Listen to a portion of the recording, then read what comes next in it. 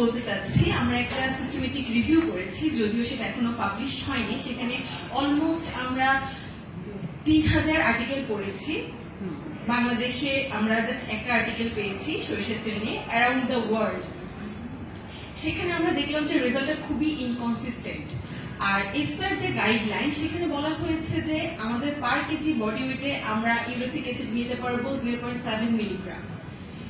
আর BST এর যে standard, বাংলাদেশের যদি সরিষার তেল হয় সেটা হচ্ছে ইউরেসিক অ্যাসিড থাকতে হবে 50 কম হলে সেটা হয়ে যাবে র্যাপসুইট।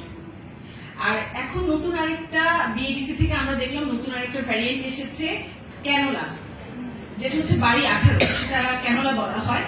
এখন আদৌ এটা সরিষার তেল হিসেবে আমরা বলতে পারবো নাকি আমি জানি না, বাট এটা আমাদের হেলথের জন্য ভালো হবে, আমরা আশাবাদী। আমরা একটা রিসার্চ করেছি অ্যাক্রস বাংলাদেশ, 8টা ডিভিশন থেকে আমরা স্যাম্পল কালেকশন করেছি, সয়াবিন, মাস্টার্ড এন্ড পাম। আসলে আমাদের 2013 সালের যে আইনটা ছিল, ওখানে ভোজ্য তেল ফর্টিফিকেশনের কথা বলা হয়েছে। ভোজ্য তেল বলতে মাস্টার্ড ছাড়া আপনার সয়াবিন এন্ড পামকে বোঝানো হয়েছে। আর এই সরিষা তেলের কথা বলার আমার একটা রিজন, আমরা যখন বিভিন্ন ডিস্ট্রিক্ট মিটিং এ যাই, আমরা আসলে 24টা ডিস্ট্রিক্টে আমরা কাজ করছি। আমরা ডিভিশনাল কমিশনার অফিসে, ডিসি অফিসে গিয়ে আমরা হচ্ছে বিভিন্ন অ্যাডভোকেসি সভা করে থাকি, বাল্ক ইউজারদের সাথে করে থাকি। অনেকে বলে আমরা সরিষার তেল খাই, তো আসলে সরিষার তেল সে কতটুকু খেতে পারবে আর আমরা কতটুকু দিয়ে রান্না করি, জিনিসটা কিন্তু খুবই কনফ্লিক্ট করে। তো আমার জাস্ট এতটুকুই বলার ছিল। জি জি, আমরা বাংলাদেশের যে স্টাডিটা পেয়েছি ওইটাই হচ্ছে প্লাটিলেট কমে যাবে ইব্রাহিম কার্ডিয়াক মেডিকেলে।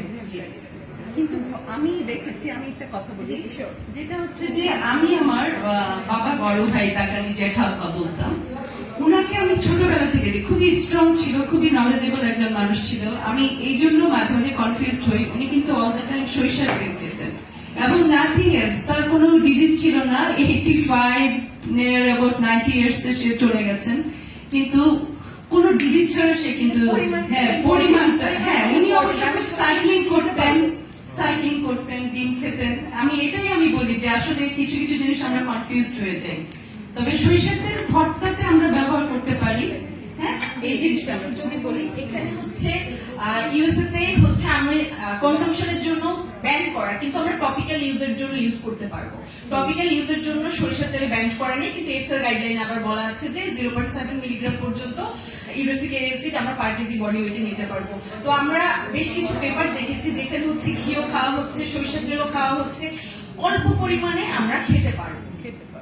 আমি যদি অল্প পরিমাণে তেলটা খাই সেটা আমার শরীরের জন্য কোনো ক্ষতি করবে না, কিন্তু তাছাড়া যদি আমি বেশি পরিমাণে গ্রহণ করি সেখানে আমরা কার্সিনোমা পেয়েছি, গলস্টোন হচ্ছে। আসলে এটার রেজাল্টটা আসলে ইনকনসিস্টেন্ট, মেটাবলিক ডিসঅর্ডার কিন্তু হচ্ছে যদি আমরা অধিক পরিমাণে সরিষার তেল গ্রহণ করি। আর আমরা সবাই হয়তো জানি জাহাঙ্গীর কবিরকে যারা ফলো করে তারা হচ্ছে ম্যাক্সিমামই হচ্ছে সরিষার তেল খায়। তো সবাই যদি আমরা এটা নিয়ে একটু অ্যাওয়ারনেস বিল্ড করি যে সরিষার তেল আমি কতটুকু খেতে পারবো, এটা ইম্পর্টেন্ট। এক্স্যাক্টলি, তার অন্ধ। জি, থ্যাংক ইউ সো মাচ।